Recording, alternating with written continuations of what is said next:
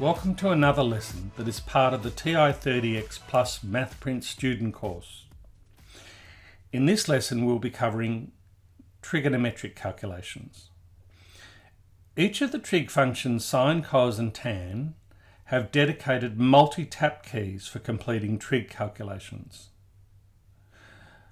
As an example, consider a drone hovering 100 meters above the ground, which you observe at an angle of elevation of 23 degrees and 18 minutes.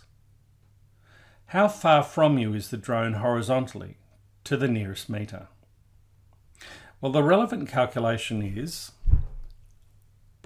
100 over the tan. If I press tan once, press it again, it will toggle between the available tan commands. We just want the standard tan command. And we put in 23 degrees, so math, DMS degrees, and 18 math, DMS minutes, and complete the calculation.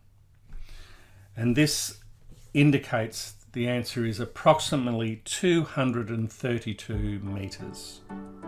And that's it for this lesson. Thank you.